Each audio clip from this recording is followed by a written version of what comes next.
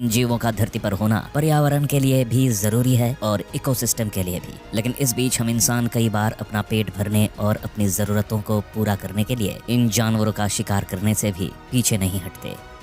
यही वजह है कि आज हमारी इस धरती पर से जानवरों की कई प्रजातियां विलुप्ति की कगार पर पहुंच चुकी हैं। इसके अलावा कई प्रजातियां ऐसी भी हैं जिनका इस दुनिया से नामो निशान भी मिट चुका है। आज की इस वीडियो में हम आपको कुछ ऐसे ही जानवरों के बारे में बताने वाले हैं जो कभी इस दुनिया का हिस्सा हुआ करते थे, लेकिन कभी आवाज की कमी तो कभी जंगलों में कटाई और कभी तो शिकार के कारण ये जानवर इस दुनिया से गायब होते चले गए। मैमथ।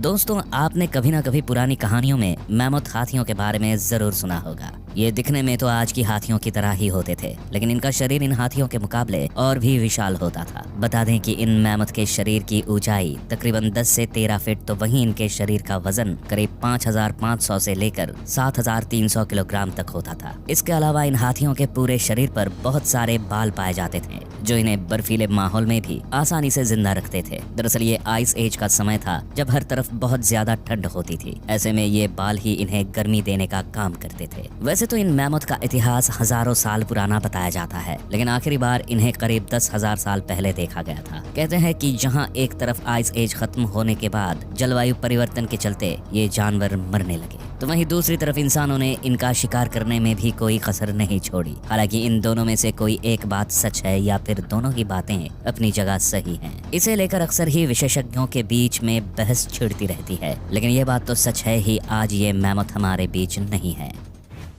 डोडो। जब कभी दुनिया से विलुप्त हो चुके जीवों का जिक्र किया जाता है तो उनमें डोडो पक्षी का नाम तो अपने आप ही शामिल हो जाता है। इन पक्षियों का जिक्र हमें 16वीं शताब्दी के दौर के आइलैंड पर बिना किसी समस्या के निवास करते थे, क्योंकि यहाँ पर उनका कोई ऐसा दुश्मन नहीं था जो उनकी जान लेने में इंटरेस्टेड था। लेकिन साल 1507 में एक पुर्तगाली नाविक की नजर इस सुंदर पक्षी पर पड़ी, जिसके बाद उसने डोडो पक्षी का शिकार कर लिया। ये पक्षी इंसानों के लिए एक बेहद आसान शिकार साबित होता था और इनका मांस भी इंसानों को पसंद आने लगा, जिसके चलते देखते ही देखते इन पक्षियों का शिकार का सिलसिला तेजी से बढ़ने लगा। डोडो पक्षी के शरीर की बात करें तो इनका वजन लगभग 23 किलोग्राम के आसपास पाया जाता था, जबकि इनकी ऊंचाई करीब 3 फीट के आसपास हुआ करती थी। ये पक्षी दिखने में तो किसी बतख के जैसे ही थे, लेकिन इनकी चोंच बतख के मुकाबले थोड़ी बड़ी और मजबूत होती थी। वैसे एक और बात जो इन्हें सबसे अलग बनाती थी वो ये कि भले ही डोडो एक तरह के पक्षी थे, लेकिन इसके बावजूद भी ये उड़ नहीं सकते थे। स्टेलर्स सी काऊ।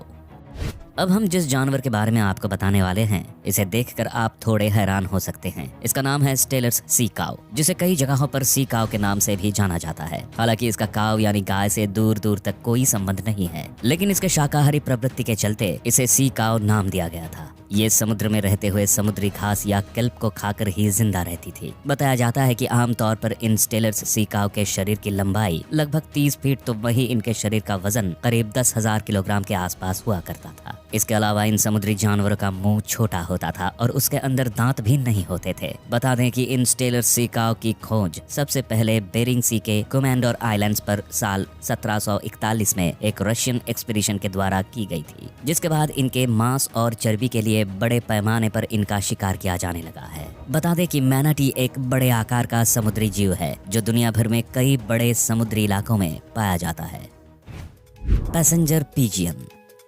कबूतरों से तो हम सभी काफी अच्छे तरीके से वाकिफ हैं। ये पक्षी ना केवल दिखने में सुंदर होते हैं बल्कि समझदार भी होते हैं। यही वजह है कि लोग इन्हें अपने घरों में भी जगह देना पसंद करते हैं। लेकिन आज हम एक ऐसे कबूतर के बारे में आपको बताने वाले हैं जो इंसानों के द्वारा शिकार किए जाने के कारण ही इस धरती से विलुप्त हो गए। दरअसल इन कबूतरों को पैसेंजर पिजियन के नाम से जाना जाता था। ये कबूतर मुख्य रूप से नॉर्थ अमेरिका के जंगलों में पाए जाते थे। एक समय ऐसा भी था जब इन पक्षियों की संख्या अमेरिका के कुल पक्षियों का करीब 20 से 40% हुआ करती थी।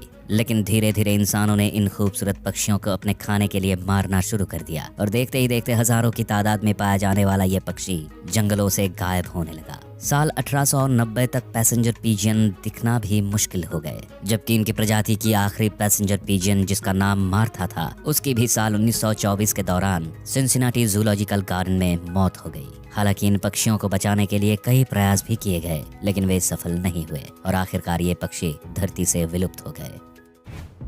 ब्यूबल हार्टबीस्ट।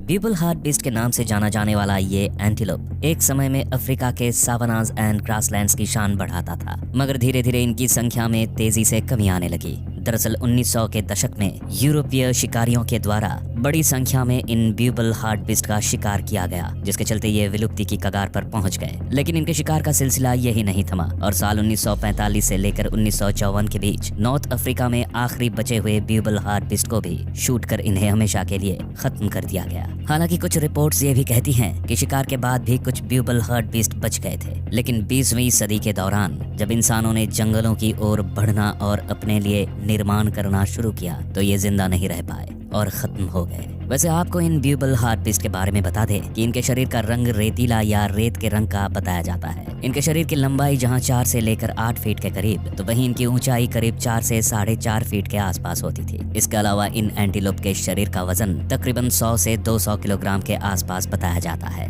कभी अपने झुंड के साथ जंगलों में घूमने वाले ब्यूबल हार्टबीस्ट के कुछ नमूने आज हमें म्यूजियम में ही देखने को मिल पाते हैं। दोस्तों, हम इंसान अक्सर ही अपने फायदे के लिए इन बेजुबान जानवरों को मौत के घाट तक उतार देते हैं। कई बार हमारी इस हरकत का रिजल्ट इतना बुरा निकलता है कि वो जानवर विलुप्त ही हो जाता है। आज भी कई ऐसे जानवर हैं जो शिकार के चलते विलुप्ति की कगार पर पहुंच चुके हैं और यदि अब भी इनका शिकार नहीं रोका गया तो हो सकता है कि हम इन्हें भविष्य में ना देख पाएं। वैसे आपको आज के वीडियो में दी गई जानकारी कैसी लगी, हमें कमेंट्स में जरूर बताएं। अगर आपको ये वीडियो पसंद आती है तो वीडियो को लाइक और चैनल को सब्सक्राइब करें। साथ ही बेल आइकॉन को दबाना ना भूलें और हमारी आने वाली सभी वीडियोस के नोटिफिकेशन सबसे पहले पाएं।